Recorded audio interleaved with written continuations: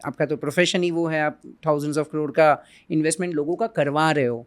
तो मैं जस्ट जानना चाहता हूँ कि लेट्स से फॉर एग्जांपल आप जब रिसर्च करने बैठते हो या आप कोई न्यूज़ देखने बैठते हो तो कौन से सोर्स पे सबसे ज़्यादा बिलीव करते हो, क्योंकि मार्केट में तो बहुत सारे स्पेकुलेशंस भी चलते रहते हैं, तो how do you research? See I will tell you one very interesting thing. मैं कैसे रिसर्च कर रहा हूँ वो शायद बहुत सारे लोगों के लिए सुनने में अच्छा लगे पर प्रैक्टिकल नहीं है, क्योंकि हम लोग तो पेड टूल्स यूज़ करते हैं, ब्लूमबर्ग, रूटर्स, वो सब। But I will give you an answer जो हमें सुनने वाला भी यूज़ कर सकता है। ऑफ कोर्स आप और मैं दोनों यूट्यूब पे और इंस्टाग्राम पे बहुत मेहनत करते हैं वीडियोस बनाने के लिए, पर सैंक्टिटी ऑफ कंटेंट या सीरियसनेस या रिसर्च और depth of content actually Twitter पे। तो अगर आप ट्विटर पे अच्छे अच्छे लोगों को फॉलो करें, अभी आप पूछोगे कि मुझे कैसे पता चलेगा कौन अच्छा है, आप मेरे प्रोफाइल पे चले जाइए, मैं कुछ 100 लोगों को फॉलो करता हूँ, उन 100 लोगों को फॉलो कर लीजिए, वो अच्छे हैं।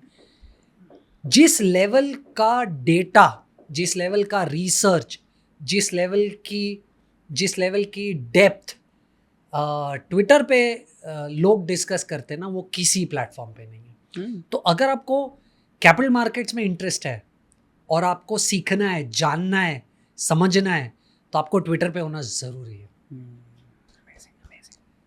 ग्रेट। तो ये बहुत इंपॉर्टेंट आपने इंसाइट दे दी कि ट्विटर पे जाओ, ट्विटर पे लोगों को फॉलो करो, क्योंकि वहाँ से आपको रिसर्च बहुत अच्छा मिल जाता है, जेन्युइन ऑथेंटिक न्यूज़ मिलती है। ग्रेट सर, अभी हम बढ़ते हैं कि लेट्स से फॉर एग्जांपल हमारे व्यूअर में से कोई भी ऐसा है जो सोच रहा है कि चलो मुझे अभी फाइनेंशियल प्लानिंग करना है और आप से सीखना है सारी चीज़ें। तो मुझे जस्ट बताइए कि आपके पास अगर कोई पर्सन आता है कि चलो मुझे अपना फाइनेंशियल प्लानिंग करना है या वेल्थ मैनेजमेंट करना है या वॉट, तो आप उनको कैसे गाइड करते हो? मतलब क्या कोई आपके फ्रेमवर्क है, क्या कोई स्टेप्स है, कोई स्ट्रेटजीज है, कैसे आप उनको गाइड करते तो हो? सबसे पहले तो हम उन्हें एक डेटा शीट फिल कराते हैं जिसको रिस्क प्रोफाइलर कहते हैं। तो उसमें हम कुछ क्वेश्चंस पूछते हैं, मल्टीपल चॉइस क्वेश्चन आंसर होते हैं, वो जो टिक करते हैं उसके बेसिस पे हमें समझता है कि इनका रिस्क प्रोफाइल क्या है, क्या ये अग्रेसिव है, क्या ये मॉडरेट है, क्या ये कॉन्जर्वेटिव है। उसके बाद हम उन्हें एक डेटा कलेक्शन शीट देते हैं, डेटा कलेक्शन शीट जिसमें हमें मैक्रो लेवल पे उनके बारे में सब जानकारी मिल जाती है। जैसे उनके गोल्स क्या है, कितना पैसा कमाते हैं, कितना खर्चा करते हैं, कहाँ कहाँ पर निवेश किया हुआ है, कौन कौन डिपेंडेंट है, क्या इंश्योरेंस है उनके पास। ये जानने के बाद राइट, फिर हम गोल बेस्ड इन्वेस्टिंग करते हैं इनके लिए। अब गोल बेस्ड इन्वेस्टिंग क्या होता है? मान लीजिए मैं एक अग्रेसिव इन्वेस्टर हूँ, इसका मतलब मैं ज़्यादा से ज़्यादा पैसा इक्विटी में रखूंगा, करेक्ट, राइट। पर मान लीजिए मेरा गोल 1 साल के बाद है, तो मैं पैसा इक्विटी में नहीं रख सकता, तो मुझे फिक्स्ड इनकम में रखना पड़ेगा। तो पहले हमने उसका नेचर जाना, वो अग्रेसिव है या नहीं, फिर हमने उसका गोल जाना, और फिर उसके बेसिस पे हमने डिसाइड किया कि ये पैसा कहाँ निवेश होना चाहिए, राइट।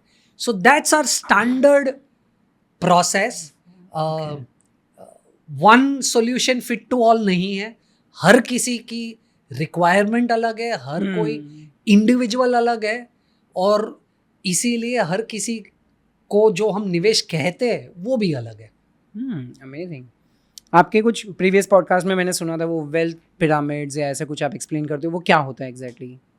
देखिए, मुझे ऐसा लग रहा है कि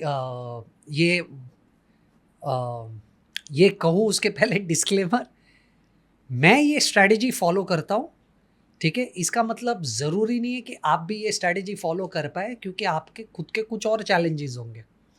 जैसे मैं बहुत स्ट्रांगली बिलीव करता हूँ कि अगर आपको सबसे पहले तो कुछ फ्रेमवर्क्स और रूल्स बनाने पड़ेंगे, वरना आप इन्वेस्टमेंट्स में कंसिस्टेंसी नहीं ला पाएंगे। तो मैं एक रूल फॉलो करता हूँ जिसे मैं 30-30-40 रूल कहता हूँ। उसका मतलब ये है कि मेरी अगर ₹1,00,000 की इनकम है तो मैक्सिमम 30,000 से ज़्यादा खर्चा नहीं करूँगा। ओके, ₹1,00,000 की इनकम है तो मैं मैक्सिमम 30,000 से ज़्यादा की EMI नहीं रखूँगा, और बचा हुआ 40,000 में इन्वेस्ट करूँगा। अब मान लीजिए किसी के पास EMI है ही नहीं, क्योंकि वो फादर के घर पे रह रहे, तो वो तो 70% तक पैसा निवेश कर सकते हैं हर महीना। और किसी किसी का ये सिचुएशन भी हो सकता है कि वो कहेगा यार मैं जिस घर में रह रहा हूँ वो 30% 30% में EMI नहीं होता है बॉस, तो वो आपको इंडिविजुअलिस्टिकली थोड़ा सा ऊपर नीचे करना पड़ेगा। बट द पॉइंट इज कि अगर आप 30-40 ये रूल फॉलो करें, 180 महीने में आप फाइनेंशियली इंडिपेंडेंट हो जाओगे। इसका मतलब कि आप जो 30% खर्चा कर रहे हो, लाख रुपए की सैलरी पे 30,000 रुपये महीने का आपका जो खर्चा है, अगर उसको मैं 6% इन्फ्लेशन से बढ़ा दूँ 15 सालों के लिए या 180 महीने के लिए, तो जितना पैसा भी आ जाएगा, मान लीजिए वो आ गया महीने का 2 लाख रुपया हाइपोथेटिकली, और अगर आप जो 40,000 इन्वेस्ट कर रहे हो वो अगर 15 साल तक इन्वेस्टेड रहे, तो आपके पास इतना कॉर्पस बन जाएगा कि उस कॉर्पस को अगर आप 4% पे निवेश करोगे ना, तो भी आपको लाइफ लॉन्ग उतना पैसा मिलते रहेगा। तो 30-30-40 रूल से आप 180 महीने में फाइनेंशियली इंडिपेंडेंट हो सकते हो। अब जैसे मैंने कहा, थोड़ा सा ऊपर नीचे पर्सनल लेवल पे आपको करना पड़ेगा। अगर आप ये भी कह सकते हो कि मेरे 2 बच्चे यार स्कूल फीस में ये 30% का खर्चा नहीं होता है, तो शायद आपके लिए वो ज़्यादा होगा, किसी के लिए कम होगा, तो आपको अपने हिसाब से एडजस्ट करना पड़ेगा। पर माई गोल्डन रूल इज 30-30-40।